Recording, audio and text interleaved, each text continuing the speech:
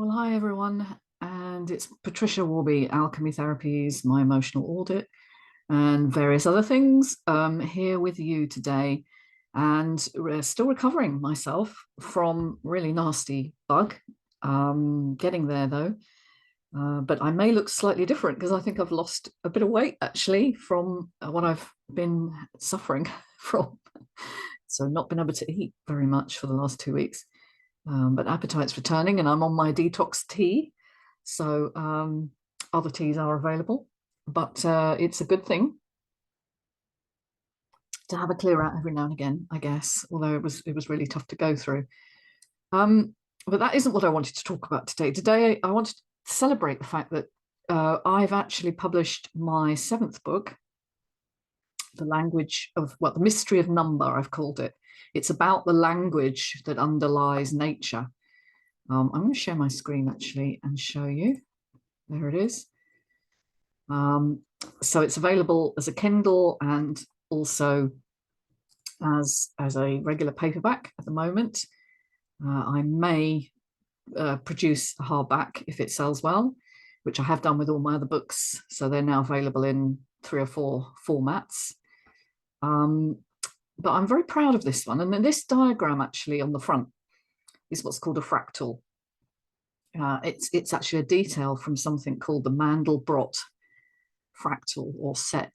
Mandelbrot was a Belgian mathematician who kind of worked with these patterns that he was able to uncover by plugging in certain numbers into powerful computers.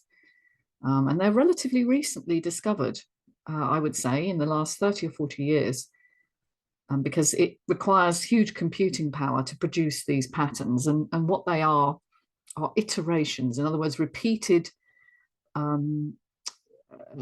functions, sort of like an equation that you keep returning the result back into the beginning of the equation. And you keep repeating these functions until you get a set of numbers you can then plot out visually and color code them. And that's what you do. You color code them. And so the lighter they are, the closer they are to the set, and the darker they are, the further away from the set they are. They don't match the criteria, without going into too much complicated detail that you don't need. But they basically underlie much of nature. As you can see, the patterns look very organic, and there's no surprise about that. Now, I'm going to stop sharing there.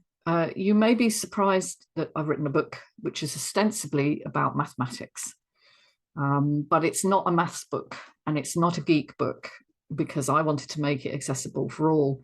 But the reason is I'm absolutely fascinated by life, by the underlying structure of what creates reality. I'm very interested in consciousness, in psychology, in natural sciences, all sorts of things, because my basic background was science. You know, that's what I did when I was, going at university. I studied natural sciences. So it actually isn't as big a departure as it sounds. And I've curated a whole load of really important information for this book, because what I wanted to do was convey visually the meaning of number. I don't want to bore people with endless equations. I think there's maybe 2 or 3 very simple equations in the whole book. Very simple, And what I say in the introduction is, if you can add, subtract, multiply, and divide, you can handle this book. All right. I have omitted anything that required complex calculation, because what I don't want is for this important information to be obscured and only accessible to people with a maths degree or that kind of brain where they can compute quickly.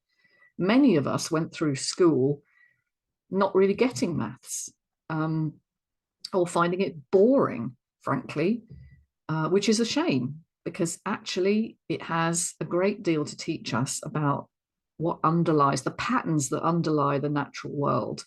If you've ever noticed a sunflower or a seashell or a storm, or the planets, how they revolve in the solar system. These are all examples of resonances, of stable orbits or growth patterns that follow very particular rules. And the rules all relate to mathematical numbers.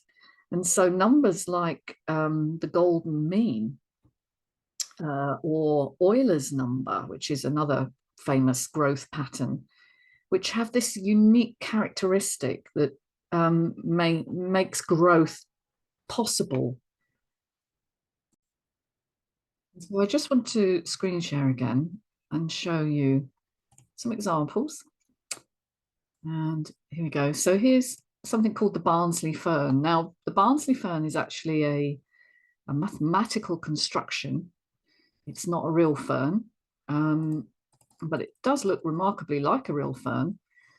And what's interesting is that any of these fronds can be blown up, turned around, and superimposed absolutely onto this larger scale, or alternatively, this larger leaf can be shrunk and turned and overlaid exactly onto one of these fronds. And then, of course, it can be shrunk again over onto the leaflet here, and so on and so on and so on. And so that's an example of a fractal pattern, so a self-similar repeating pattern. And we see them in nature because they're very efficient. They're an efficient way of allowing growth without having to create new form. This is simply a reiteration of the same thing.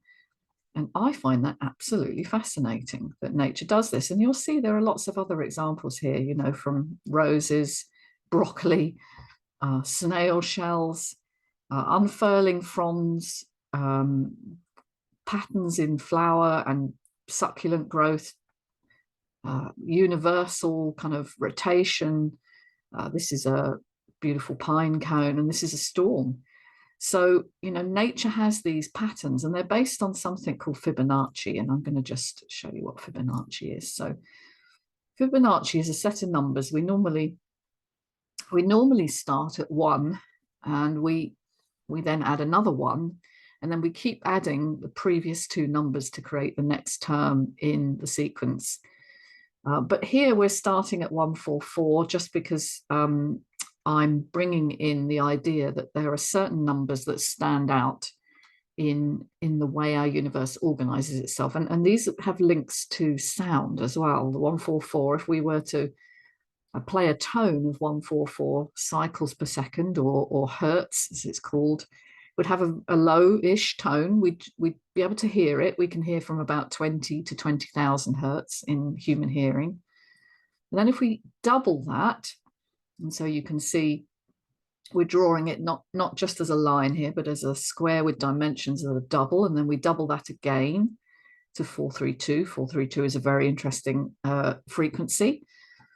It has kind of really universal connective powers because of its relationship to the harmonics of the universe. And so we start here with 144, and we add those 2 together to create 288, and then add those last 2, 288 and 144 together to get 432, and so on and so on. So we're doing exactly the same as we did with the earlier number sequence, but we're starting, instead of 1, we're starting at 144.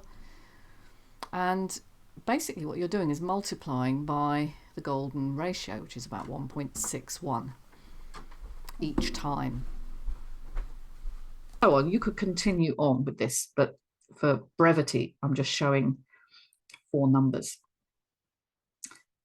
5, in fact. And now if we plot a curve that runs from one corner to another corner across each of these squares, we get what looks like the snail shell or the storm, because in fact that's exactly how nature grows, using this Fibonacci sequence of doubling. And it's very interesting also that pure doubling is a sign of unstable growth. And so we have to have within this a set of numbers that underlie it that kind of have a form of redundancy or memory. And I go into that in detail as well. And that where we don't have that redundancy or memory, the universe isn't learning about itself, and we get uncontrolled growth, like as in cancer growth, which doubles. So Euler's number, which is 2.718, is at the basis of most growth as well. And I go into detail about that. I'm going to stop sharing there. So it's a phenomenal visual book. I have spent a lot of time bringing together. Oh, actually, there is one more. There is one more pattern I want to show you, which is that one. Now, this is called digital root. Now, starting with 1, as I said, and 1, adding those together to make 2, adding the previous 2 to make 3, and then the previous 2, 5, 8, and so on. But instead of allowing the numbers to increase exponentially, you add the digits together once they reach above 10, well, 9, in fact. Once they get into double digits, you add the 2 digits together, and that's called the digital root. So if we were to add 5 and 8, we would get 13. But because that's double digits, I want to add the 1 and the 3 together, and I get 4. And then 13 and 8 is 21. So adding those together, 2 and 1 is 3. Now, we're not taught digital root mathematics, but digital root mathematics shows us, they are in India, children are taught this in India, that all numbers are connected, basically, and they start to repeat the pattern. And so you carry on doubling and adding the digits together. And what you notice is that you start to get this repeating pattern. And you can actually join the digits where 3, 6, and 9, which have particular characteristics, which were known to Nikola Tesla, who was one of the most famous scientists and mathematicians who just created so many inventions to which we are indebted now. He believed that 3, 6, and 9 were the basis of the universe. And if you join them together, you create these beautiful patterns. And geometry, in fact, which, we were taught was just boring construction. You had to memorize all these ridiculous rules. But geometry is at the basis of universal construction. It's the sound that we hear. The sound that we see. So sound and light are interconnected. We think of them as separate things, but they're not. And sound is at the basis of everything. And you can actually create pictures from sound, and that's called cymatics. I'm going to show you a picture here of what a cymatic image looks like. Now, there are 3 bars here, all right? The third column are pictures of sounds being played on a vibrating plate with either water or sand that vibrates and creates these beautiful harmonic patterns. Now, that's amazing enough that we're not shown that happens. But if you compare DNA, when you look down the double helix of a DNA strand, you will see these patterns recurring as well. And DNA is at the basis of everything for us. It's an energetic pattern, of course, that creates us, expresses our proteins. And then we also have these patterns that occur throughout our, traditional buildings, in religious buildings in particular, church windows. Did the people that designed these know something other than what we currently hold as current knowledge? I think they must have done. These 24 patterns, 6s, 9s, 24s, these tend to recur over and over. And they are related to the harmonics of the universe. So I hope I've managed to whet your appetite on why I've written this book and why I think it's so vital to understand this and help children to understand this. The main reason, I think, is because it brings back the wonder and the awe that we felt as children when we would blow bubbles, or the first time we ever rode a bike and didn't fall off, seeing clouds in the sky, or water drops, you know, things that we now become very inured to, very blasé about, actually are expressions of great wonder, and we need to recover and find that again in our lives. And so I have written this book for that purpose, really, to express visually what underlies everything, the reality we understand. And it is not what you think, but it is beautiful and harmonic. And the more we understand it, the more in harmony we can be as human beings with each other and our planet. And so I think we're at a turning point in our evolution. I really do. I hold on to that fact throughout all the doom and gloom and the disaster and the fear and everything we've gone through in the last 3 years, because I do believe it's coming, it's forcing us to reevaluate who we are and why we're here.